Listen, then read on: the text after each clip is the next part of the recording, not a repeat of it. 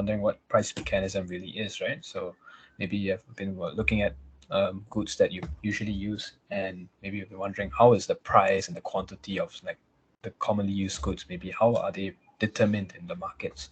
So actually this lecture will help to answer those fundamental questions on how price and quantity is actually determined between interactions between consumers and suppliers. Okay? Yeah.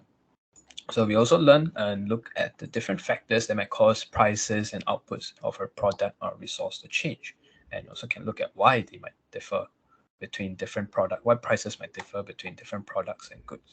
Okay. Yeah. So look at the next slide.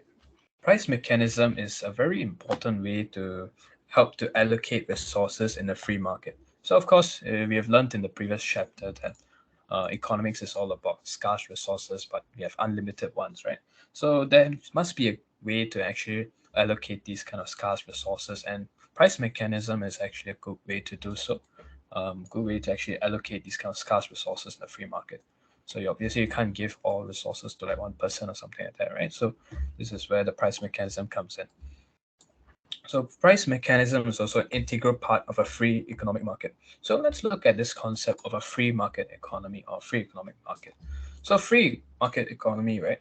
In this case, actually your government is not really involved in resource allocation. So we're only solely looking at households and firms. So households and firms are free to pursue their self-interest, and households also aim to maximize their net benefits, while firms will seek to maximize their total profits.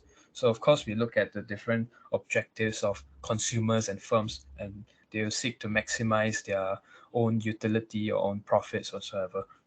Okay. So in this free economic market, households will have the freedom of choice to make decisions about what they want to consume, how much they want to consume, and all this. And also, all resources are owned by households, and they also can decide how much of these resources and like labor and whom they wish to supply to. Okay. Yeah, so that's the concept of a free economic market. Okay. So the next one is we're talking about rational decision making. Okay. So rational decisions in the free market are made by the marginalist principle. So I think we have learned a little bit about this as well in the previous chapter, right? So we looked at marginal benefits equals marginal cost. So that's where um, decision makers will want to consume or want to produce, right? So they look at the point, they'll produce at the point, or they'll consume at the point where MB equals MC. Okay? So for both consumers and firms. Okay? And at the same time, prices. So prices is one part of the market, right? So one part of the price mechanism. I mean, so prices of your common goods or any other goods, they help to convey various information to decision makers, such as buyers or sellers. So we'll see in the next slide actually how this might, how what kind of information that actually they can convey. Okay. Yeah. So before this, let's look at a real world example of price mechanism. Okay. So actually, we have seen, right, in the height of the COVID-19 crisis in 2020, we have seen that actually prices of toilet paper have actually increased by almost 49% in 4 weeks. So maybe you might be wondering why this might happen, why prices have increased by such a large number in just a short period of time. So 49% in 4 weeks is actually a very drastic change in the prices. So actually, price mechanism will help us to answer such questions, and we'll look in the next few slides how actually how this happens. Okay. Yeah. So before that, let's look at the functions of price. So of course, prices convey various information to sellers or buyers. So some of the functions include, first one is signaling. So signaling, prices will help to communicate information to decision makers. So prices actually indicate what, how much, and how to produce. So these are actually the fundamental questions of economics, right? What, how much, and how to produce. So prices will help to indicate these questions for the producers. So it tells the economy where resources are actually required and where they're not. So market also determines how what to produce by the prices that households are willing and able to pay. Okay. Yeah. So this is for the sellers part. So sellers, it helps to decide what and how much to produce. So let me just give you an example. So we can say that there's good A versus good B, right? So let's say you can sell this for $5 and you can sell this for $10. So obviously the producer, being a rational decision maker, want to choose good B because obviously you can sell it for a higher price, and because of this, higher revenue and higher profit ceteris paribus. So this is one example, simple example, to show you how sellers can actually take note of prices and try to decide what to actually produce in the market. Okay, yeah, same thing for how much lah. So similarly, the same thing. At the same time, for consumers, it's also the same thing. So $5 versus $10. If they want to maximize the utility and minimize their cost as much as possible, they will try to choose this item, assuming they are like the same thing, right? So this is how consumers also take advantage of this information given by prices to actually decide what to consume, for example. Okay. The second one is actually incentive. So incentive, prices will actually give some kind of motivation or incentive to for decision makers to respond to the information about the market. So how this incentive is given is through the profits, right? So profits here. So like I said, A versus B, $10 versus $5. So obviously the producers will choose the good B, so that gives them a profit incentive to actually produce that particular good, because it is more expensive, you can sell it for more in the market. Yeah. And the third function is actually rationing. So of course, prices will help to ration out scarce resources in the market by deterring those without enough purchasing power from obtaining the good. Okay, so let's say the same thing. If you have a budget of $7, so let's say you can't buy anything that is above $7. So obviously you only can stick to good A, right? So you cannot buy something that is good. You cannot buy good B. So it's basically rationed out to a particular segment of the market who is able to afford it. So this is what for scarce resources, price mechanism does for scarce resources in the market. It helps to ration out these scarce resources. Okay. So now let's look at the law of demand. So now looking at the law of demand, demand is actually the willingness and ability of consumers to purchase a unit of good at a given price. Okay.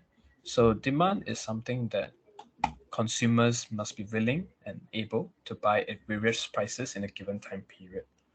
So I think we have know the English definition of demand, but this is like the economics version of it. So I think when they ask you for CSQs and essays for the definitions of demand, this is the answer that you should be giving. So now let's look at the law of demand. So law of demand actually states that the quantity of a good demanded is inversely related to its price, ceteris paribus. So what does this actually mean? So let's look at why the demand curve. Okay, so actually, right, this is the mathematical relationship. So the quantity of a good demanded is inversely related to its price, ceteris paribus. So now let's look at this slide. So this is basically a mathematical representation of a demand curve on a graph. Okay, so you can see here that the demand curve is actually downward sloping, which kind of illustrates the relationship of inversely related quantity demanded versus the price. Okay, so this is the inverse relationship here. So price is on this axis, quantities on this axis. So you can see here, when the price is high, the quantity is low. When the price is lower, the quantity is higher. So that shows the inverse relationship. So maybe we can look as to why this is actually downward sloping, right? So this is actually due to your law of diminishing marginal utility. So what this actually means is that consumers gain less satisfaction or benefit from actually consuming another unit of a good. So I think you might have learned this in the previous chapter on the central problem of economics, but let me just give you a little refresher.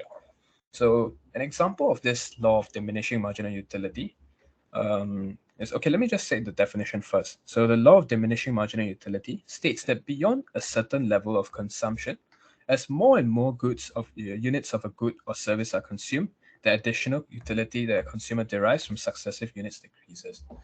So let's just take bubble tea, for example. So maybe the first cup of bubble tea you buy, you might feel, oh, it's like very beneficial. It gives me a lot of satisfaction and utility, right? So maybe you value this at $14. I mean, $14 of worth of satisfaction or happiness or whatsoever. Then maybe the second cup, obviously you wouldn't feel as happy as before, right? So maybe the satisfaction would have decreased a little bit. So that's why $10. And of course, as you drink more of successive units of bubble tea, obviously there's private benefits that you derive from this consumption of bubble tea will certainly decrease, because you wouldn't feel as happy as before drinking the previous unit of a good. So this is actually the illustration of the law of diminishing marginal utility. So of course the cost remains the same, but the marginal benefits that you derive from drinking successive units of a good will actually decrease. So this is why your demand curve is downward sloping, because consumers will obviously value successive units of a good at a lower price than like lower quantities of a good. Okay? So that is why consumers gain less benefit and satisfaction, or obviously value it below at a lower price.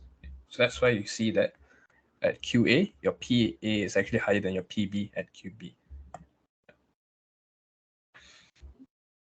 Okay, so now let's look at the demand curve. So demand curve shows the horizontal summation of quantity demanded by all consumers for each price level. Okay, so the thing about quantity, I mean the demand curve, is that for most cases, it is for like it's at a market level. So let's say we're talking about the bubble tea market. So this demand curve illustrates the demand curve for the bubble tea market as a whole. So not just for one particular firm or two particular firms or whatsoever. So in this case, we are looking at the whole bubble tea market, for example. So, okay, so in this case, they used ice cream, but anyway.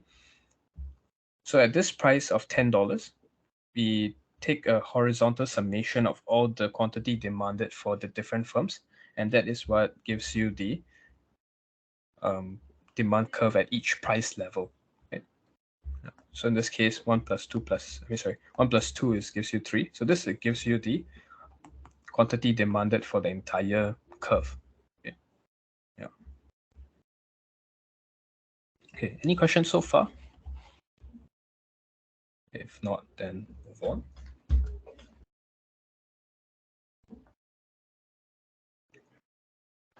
Right.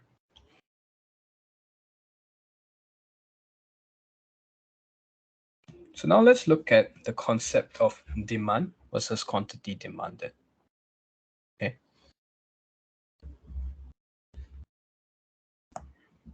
So obviously there's a difference between demand and quantity demanded. So when there's a price change in a particular good, for example, the change in the price of a bubble tea, this will mean that the quantity demanded will change, causing a movement along the demand curve. So let me just illustrate this here. So this is the demand curve for the market of bubble tea, right? So let's say the initial price of 5 cups of bubble tea is at $10, okay? So $10. So so let me just label the prices, the label, axis this. Okay. So at 5 cups or units of bubble tea, the price will be at $10. But let's say I would like to demand more. I like to lower the price of bubble tea, for example. So as a seller, I might choose to decide to lower the price of bubble tea to $7. And this will mean that actually your quantity demanded will increase as well, because price is lower. So people may think that they will want to maximize the utility and increase their quantity demanded for the particular good. So this will mean that the quantity demanded will increase to 7, for example. Okay. So this is just a random example I've thought of. But anyway, this is what happens when the price of the good itself changes. So we're talking about bubble tea, right? So only when the price of bubble tea changes, there is a movement along the demand curve as shown here. Okay? So there's a downward movement along the demand curve. So now let's look at non-price factor changes, which I'll be elaborating on in the next slide. But anyway, any other factors that are not related to price of the good itself, this will mean that the whole demand curve will shift. Whole demand will change, so causing a shift of the entire demand curve.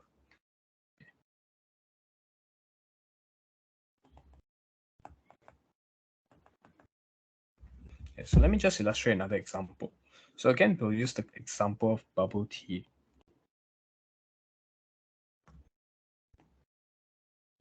Okay, So let's say that there's been an increase in demand for bubble tea because of a change in taste and preferences. So maybe there's like a new trend for bubble tea, new trend, and let's say it's becoming more popular among older and younger consumers alike. So this means that there could be a change in taste and preferences. So there's actually a change in the quantity demanded for all firms in the market. Okay, so this means that your whole demand curve will shift to the right. Okay, so let's say the demand increases, right? Demand increases. So when the demand increases, it means that the demand curve will shift to the right. Okay, that means your quantity demanded will increase at every price level, so not just one price level. Okay, yeah. So this means that your quantity demanded will just shift to the right. Okay, so maybe at the same price, $10 for example, maybe at this price you're only consuming like 5 units, and then this unit, and at the new demand curve you'll be consuming maybe 8 units for example. So this is how the quantity demanded also increase. Yeah. Okay. Now let's look at the determinants of demand. So of course, like I said here, right, there are non-price factor that help to change the demand of a market. Okay? So some of the factors include tastes and preferences, which I've briefly mentioned earlier. So of course, there might be some changes in trends and desirability of a particular good. So it means that they'll be willing to pay more for the particular good, for example. Sorry, my pen just froze. Give me a minute. Okay. Yeah. So of course, when the desirability of a good increases, it means that willingness and ability of a consumer to purchase the good actually increases. So this means that your demand will actually increase, which will cause a rightward shift of the demand curve as shown here. Okay. So an example could be about how, okay, so a brief example could be due to advertising, for example. So advertising and marketing of a particular good kind of increases the brand and the reach of a particular good. So let's say like Apple iPhones, for example. So the aggressive marketing pursued by Apple will definitely increase the demand for Apple iPhones because it increases the desirability of iPhones and will obviously increase the willingness and ability of consumers to purchase iPhones, for example. Okay. So that's for tastes and preferences. So now let's look at income. So income, right? Income is directly related to the ability to buy, right? So if you look at the definition for demand, it's related to willingness and ability. So of course, if you have more income, it means that your purchasing power will increase. So you're able to purchase more since you have more money. So this means that your ability to purchase goods increases. Ability to purchase. So this will directly cause an increase in demand and a rightward shift of the supply curve again. Okay? So likewise, when there's a decrease in income, it means that your purchasing power falls because you're not able to purchase as much goods as before. So it means that your ability to purchase goods will also decrease and will obviously cause a decrease in the demand, which means that there's a leftward shift in the supply curve. Okay. Okay, so this one's a bit more complicated. The prices of interrelated goods. So interrelated goods, right? There's actually two main types of interrelated goods that I'll talk about today. So okay, let me just, okay. So there's two different types of interrelated goods. So one is called substitutes, and the other is called complements. Okay. So for substitutes, right? Substitutes are goods that perform the same function and they are very similar in their ability to performing your functions lah. So let's give an example. So if you're talking about the market of phones, right, you can say that Apple iPhones and Samsung phones are actually very close substitutes because they do perform the same functions of like calling and downloading applications, connecting to the internet, for example. So maybe they are considered close substitutes since they satisfy the same needs and hence they may replace each other in use or during consumption. Okay. So let's say that we are comparing the Apple iPhone and the Samsung phone, right? So let's say that maybe the price of Apple iPhones have fallen. Okay. So the price of Apple iPhones have fallen.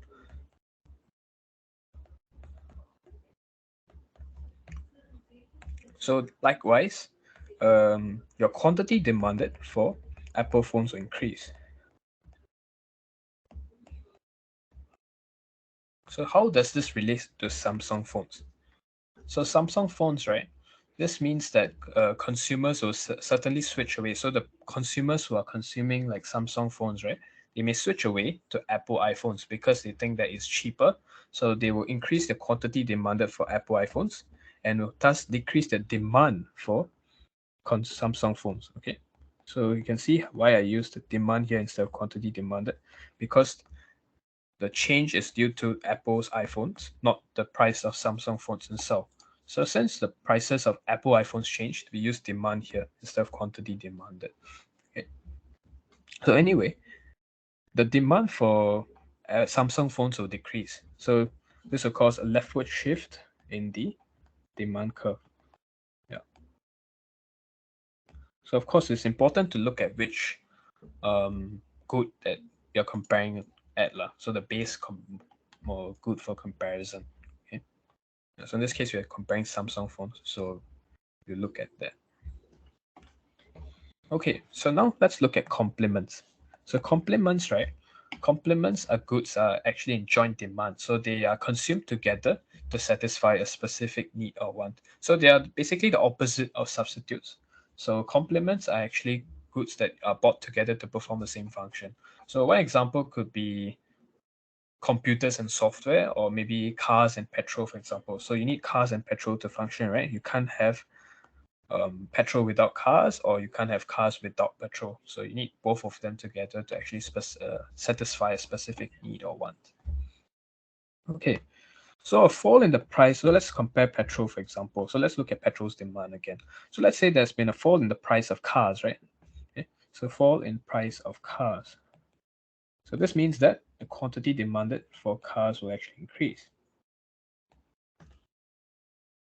So since the quantity demanded for cars increases, this means that there will be an increase in demand for petrol.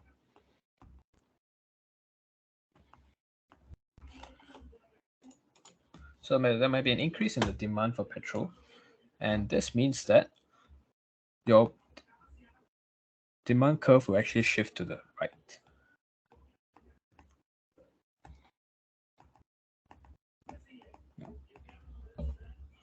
Okay, so this is how prices of interrelated goods actually affect prices of other goods as well. Okay. So these are the two main ones. There's also a few ones, but maybe I'll cover them in another lesson. Okay. Yeah. Then the last one is actually expectations of future price changes. Okay. So of course, consumers have some form of expectations of future, right? So it is related to the consumer confidence of the economic outlook. So let's say that people expect prices of a good to rise significantly in the near future. So since the prices, they might think that prices might rise in the future, right? So they will actually want to withhold, they want to bring forward their consumption so that since the prices are lower, they will be likely to buy more goods now before the price increase sets in. Therefore, current demand for the good increases. Okay. So one example could be a GST, right? So there was a GST hike this year, and that's why last year a lot of people were increasing demand for goods because they are afraid that when the GST hike sets in, actually the prices of your goods will increase. So this actually increases demands for goods in the current term. Okay? Demand for goods in current term. So this will cause a rightward shift in the supply curve. Demand curve. Okay? Shift in demand curve. Yeah. So these are some of the factors that affect demand. Yeah. So actually there's a few more, but these are the more important ones that you should take note of. Okay. So any questions for demand? Could I ask a question? Yeah, sure. So I was reading my notes just now, and it was saying how I should not confuse complements with derived demand. So could you explain derived demand? Sure. Okay. Just I'm drinking water. Just give me a minute.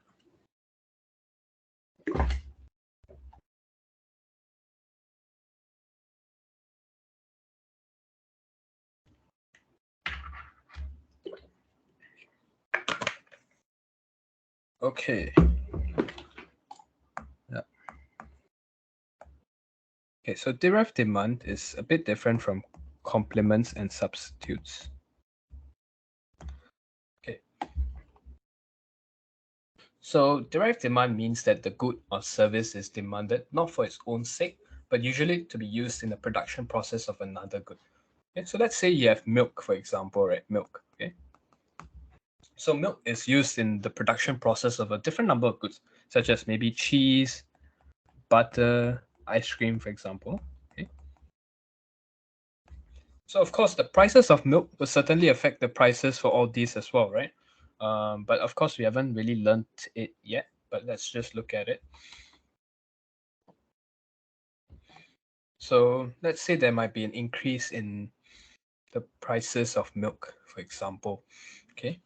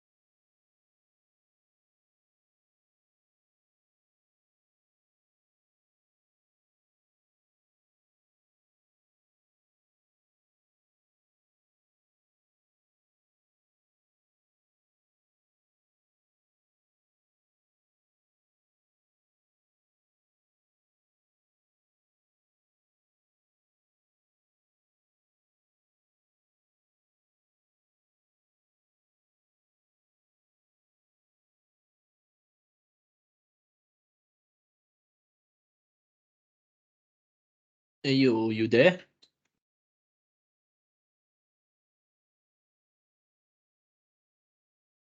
All right. Okay, give him a while. His computer froze. Okay. Well, so far how though? It's good. It's good. It's good. Right. I think it might be because of the software that he's using. Because just Yeah, now the I saw a few software. pop-ups. I got free trial, right? Wait, guys, no, sorry, can you hear me? Yeah. Yes. Hey, sorry, can one of you ask what's the difference between derived demand and joint demand? Derived demand and joint demand. Because I think that's a great question that Zach asked. Was it Zach? About Yeah. derived Yeah. demand. Can you just ask him to distinguish that? Because I wanted to type it in, but right now I'm on my Oh. phone. I cannot really type it in. Yeah. Okay. So just let me ask that later. But thanks a lot. I want to just see what he responds. But yeah, so far so good, right? It's quite good, right? The software he's using a bit ancient now, but okay. Yeah. We can the semantics we can work out lah. But apart from that, I think Yeah. all the explanations pretty clear. All right. Yeah. Lovely.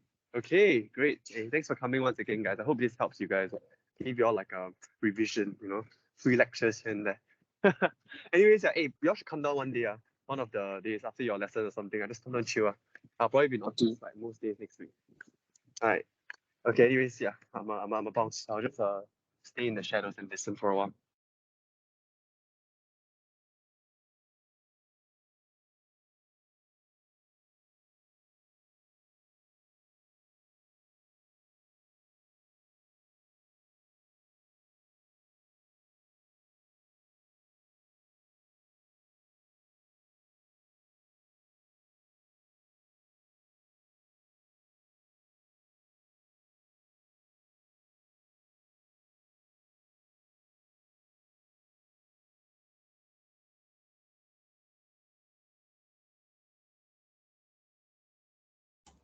Okay, hi guys, I'm back. Yeah, sorry for the inconvenience, but anyway, let's resume this. Okay. So the difference between derived demand and complements, which is also relating to joint demand, right? So actually derived demand is like what I said, saying just now. It is about, y'all can hear me, right? Yep. Good. Okay. Can. Okay. So anyway, like what I was saying, the good or service is demanded not for its own sake, but usually to be used in the production process of another good. Okay? So the demand of this good is usually thus derived from the demand of the product it helps to produce. So like what I was saying, right? Milk is used to produce cheese, butter, and ice cream. So let's just say there's an increase in the demand for ice cream, for example. So this means that there'll be more ice cream being produced, right? Because to cater to this increase in demand. So this means that there'll be an increase in demand for milk as well. Okay. So similarly, for any other products, right, you actually need some form of labor to help to produce these goods, right? So any different type of good, so most different types of goods require some form of manual labor to help you to produce it. So if there's an increase in the demand for these particular types of goods, right, this will obviously mean that there's an increase in derived demand for labor at the same time, because you would require labor to produce this good, right? So that's why that's the relationship between derived demand, okay? So many goods are having a derived demand relationship with each other. Okay. Yeah, so that's it for demand side, okay? Any other questions? If not, I'll just move on. Okay, so now let's look at supply. So supply is basically on the producer side. So supply is the willingness and ability for producers to supply a good at every price level. So the law of supply states that the quantity of goods supplied is directly related to its price, ceteris paribus. So just now we saw that your quantity of good demanded is inversely related to the price, right? But in this case, it's directly related. So let's just see why. So if you're looking at the mathematical relationship, the graph relationship, right, this is actually upward sloping rather than downward sloping. So it's basically the opposite of the demand curve. So why is this so? This is actually due to your law of diminishing marginal returns. So whenever you produce more of a good, right, it means that the cost of production will actually increase. So the marginal cost will be increasing. The marginal cost of production will obviously be increasing with every additional unit of good, because factors of production will get scarcer in the economy as a whole. Okay, so for example, if you look at labor, if you're only producing maybe 500 units of good, right, you wouldn't need as much labor, and this means that there might be abundant supply of labor in the market. But as you need more labor to produce greater units of goods, right, this means that actually you need more labor to produce these goods, and this will increase the demand. This will increase the demand for labor and will cause prices of labor to actually increase. Yeah. So factors of production will actually get scarcer as you produce more goods. So of course, firms will be less accepting of the same price for greater quantity levels. So because obviously when factors of production get scarcer, your cost of production will increase. So cost of production, COP here. So cost of production will increase as you're producing more units of the goods, right? So obviously they'll be less accepting of the same price for greater quantity levels. So prices will increase as quantity supply increase. Okay, so again, we look at supply versus quantity supplied. So very similar thing again as what we looked at, demand versus quantity demanded. So again, for price changes, we look at quantity supplied. So quantity supply will change as prices of the particular good changes. So the same good lah, okay? So this will cause a movement along the supply curve. Whereas if you're looking at non-price factors, we'll look at supply. So supply will change, causing a shift of the entire supply curve. Okay, so now let's look at the determinants of supply. Okay, so not the same as demand, so it's a bit different. So let's look at the first one, the cost of production. So of course, an increase in the cost of production, which could be due to an increase in the prices of factor inputs, right? So let's just say you're producing something and you require manual labor for it. So let's say the prices of labor increase, right? Price of labor. Okay. So this means that your cost of production will increase. Okay? And this will mean that your firms are less willing and able to supply goods at each price level. So this will cause a decrease in supply. Okay. Whereas opposite, right? If your cost of production decreases, it means that firms are more willing and able to supply at each price level, which will lead to an increase in supply. Second factor here is actually the changes in production or prices of related goods. So again, there's a few relationships between different goods. So let's take a look at a few. So there's actually joint supply and competitive supply. So let's look at joint supply first. So sometimes when one good is produced, another good is also being produced at the same time. So these are said to be goods in joint supply. So one example could be the refining of crude oil to produce petrol and diesel at the same time. Okay, so you only need crude oil, but once you refine this crude oil, you can get both petrol and diesel. So this is petrol and diesel are said to be in joint supply because an increase in the supply of petrol will also cause an increase in the supply of diesel as well. Okay.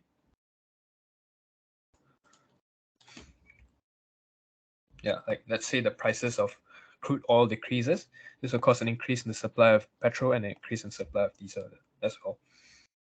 Okay, so now let's look at competitive supply.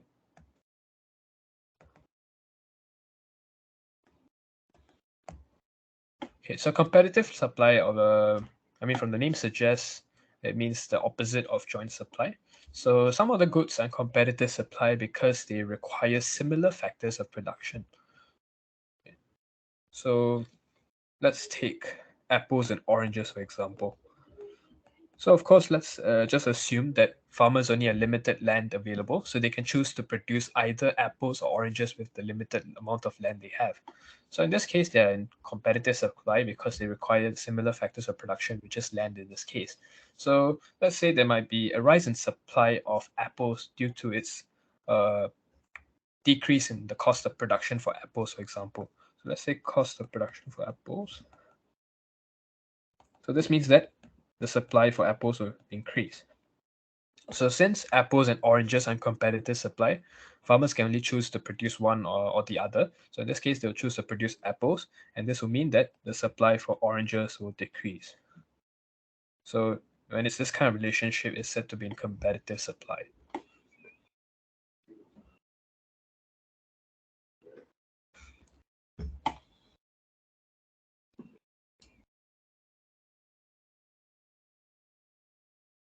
Okay, then the third one we'll talk about is changes in technology that might improve the production process. Actually, these are quite related. So of course, when technology has improved, enabling production processes to be more productive and reduce marginal costs of production and increase profits. So actually, when you have more technology, it means that you're able to produce more for the same amount of resources. So this will reduce the unit cost of production. So or the average unit cost, average cost of production. So this will increase your supply. Okay. Yeah. Okay, next one is the natural factors part. So of course, natural factors also has a part to play in production of some goods that are reliant on this, right? So if you're looking at agricultural products, for example, adverse weather such as floods or drought can greatly reduce agricultural output. So for example, dry weather associated with like El Nino could actually lead to destruction of crops such as wheat, which will lead to a fall in producers' ability to supply these agricultural crops. Okay, so this will greatly reduce ability, so this will cause a decrease in the supply. Okay, then the last one, change in numbers of sellers or firms in the market. So the market supply is made of the supply of the summation of individual firms in the market, right? So like summation of the supply of individual firms in the market. So ceteris paribus, assuming that more firms enter the market, right? So this will definitely lead to an increase in the supply. Okay. Yeah. So for example, if you're looking at this market for smartphones, for example, so previously maybe 5 to 10 years ago, there's only like two major firms like Apple and Samsung, but now you see that there's actually many other firms such as Huawei, Xiaomi, Oppo, and all these other Chinese firms that have entered the market. So we can safely say that the supply is increased because of new firms entering the market. And in the long run, new firms that are attracted by the increased profitability of selling smartphones, for example, they'll enter the industry. And with more sellers in the industry, the market supply will rise. Okay. So yeah, this one will cause a rightward shift in the supply curve.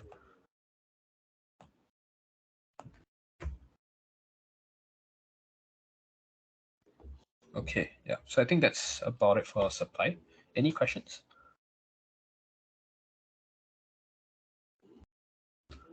Okay, if not, I yeah. have one question. I'm not sure if it's really relevant, but for the demand factors, one of the factors was consumer expectation.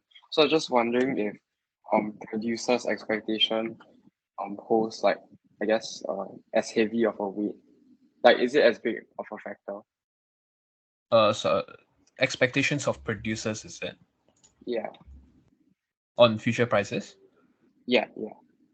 So that will affect the supply instead. Okay, so yeah, I didn't include that, but yeah, it affects the ability for, I mean, sorry, so the willingness and ability for firms to supply at different price levels. So let's just say they think that prices of like their particular good will drop in the future, right? So let's just say they would want, yeah. So let's say the prices of things, something will drop in the future, right? So of course they will be more willing to sell it now. So this will cause an increase in supply, right? And at the same time, if they think that the prices of something might increase in the future, so what they can just do is to decrease the supply and put all the excess stock in storage or some kind of storage facility or whatever. So yeah, of course, expectations of future prices will affect producers as well. But producers are in charge of supply, so it will affect the supply curve instead. Okay, does this answer your question? Yeah, so Okay. sort of like it's sort of related to natural factors, I guess. What's national factors? Like on the slide right now, climate change, disaster, pandemics. Because yeah. Okay, yeah. Yeah. That's that. Yeah, I guess so. Yeah. okay, thank you. Okay, so now let's look at pricing and output decisions. So pricing output decisions are made possible due to the interactions between producers and sellers. So now we can actually understand how pricing and output decisions are made, but these are made using the demand and supply curve. Okay. Okay. So of course in exams you'll be required to actually show how demand and supply changes. So what we have learned just now. So you need to explain why demand might change or why supply might change using the following factors that you have learned just now. And also you need to show how demand and supply changes cause a shortage or a surplus of goods in the market. So this one I'll elaborate more on the next slide. And also you need to show how shortage and surplus will affect the equilibrium point and price output changes. Okay. Okay, so let me just give you a simple example here. Okay, so let's say Valentine's Day is approaching. So demand for roses will increase due to a change in taste and preferences. So to be more specific, this will cause a seasonal demand increase. Okay, so of course, during Valentine's Day, they will demand more roses. So this will cause a seasonal increase in demand. So we have learned just now that an increase in demand will cause your demand curve to shift, right? So this is a non-price factor. So this is a non-price factor. So since it's a non-price factor, your demand will increase, and it will shift towards the right. Okay. So this will cause a shortage of goods to form. Okay, so shortage, which is right here. So if you look at the price level here, right, P0, you can see that this is the initial equilibrium point here. Initial equilibrium here. And once the demand curve has shifted to the right, we can see that there's actually a shortage because the quantity demanded at P0 is actually greater than the quantity supplied at P0.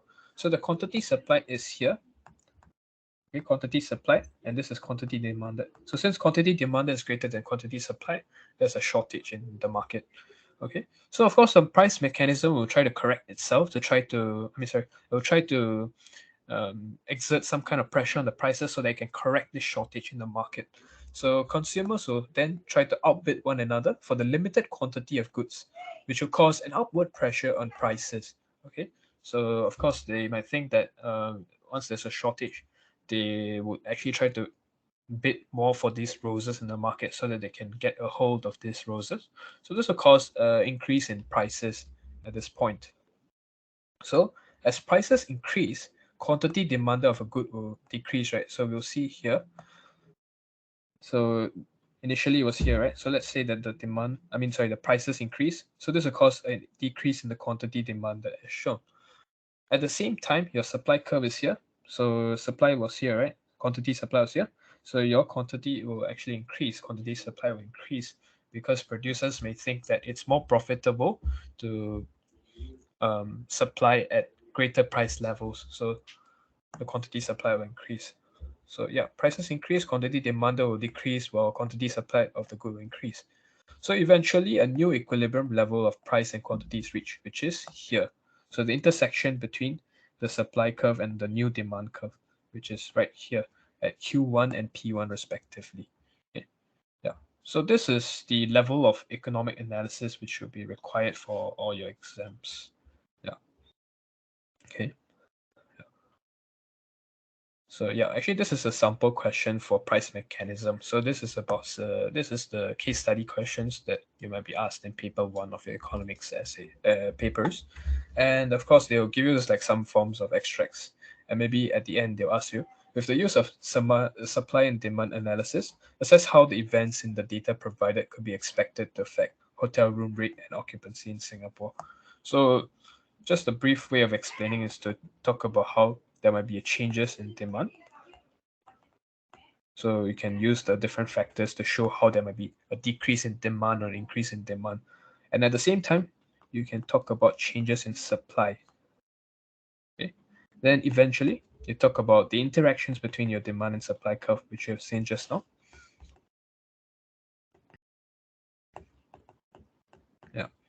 So just drawing the curve and then showing how prices might increase or decrease based on the given factors. Okay. Yeah. Yeah. So I think that's about it for what I have today. So I just went through the introduction to price mechanism. So of course, there's more other concepts as well. Yeah. So any other questions for today?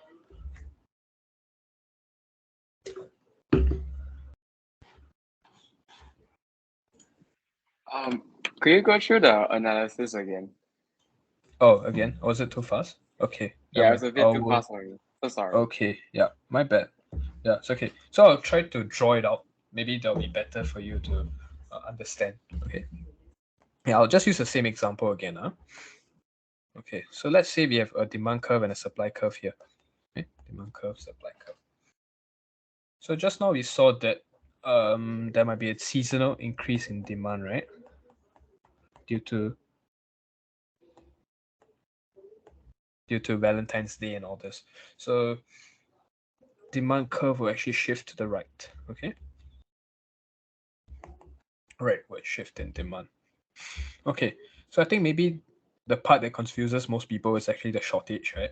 So let's look at the prevailing price level, which is P0 and Q0. Yeah. So this is the intersection between your original supply curve and your original demand curve. Okay. And if we project it up to the new demand curve, right, you can actually see that there's a shortage. Okay. So initially, this is where quantity demanded equal quantity supply, right? So at this price level, quantity demanded is here, quantity supplied is at the red dot. Okay. But now, since the demand has increased, it means that the quantity demanded for the good has increased as well, while the quantity supplied stays the same. Okay. So this is actually the new quantity demanded, whereas quantity supplied remains the same at Q0. So QDD is actually greater than Q0, right? So this means that there's actually a shortage in the market. Okay? And we can actually label the shortage here. Okay, so this is the shortage in the market. Okay, so far so good? Yep. Okay. Okay, so now this is where the price mechanism seeks to correct itself. So the shortage, right? This is where there might be an increase in prices. So there's upward pressure on prices due to the shortage. So our consumers will try to outbid one another to acquire this limited quantity of the good. So this will cause an upward pressure in prices, which you have to mention it. So upward pressure just means that the prices will increase.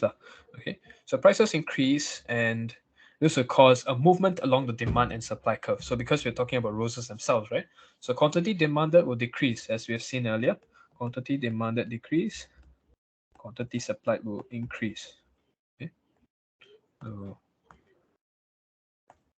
yeah. So there'll be a movement along the demand curve and the supply curve. So this is the new demand curve, right? So there'll be movement upwards along the demand curve. Whereas for the supply, there will be an upward movement again. So you can actually see that the quantity demanded decreases, but the quantity supply increases. So eventually it reached a point where intersects the new demand curve and the supply curve will intersect at this point here, which is actually Q1. Okay, so Q1. And there'll be a greater price as well, which is P1. So this is the final quantity and price, P1, Q1. Okay. Yeah. Any questions so far? It's good. Okay.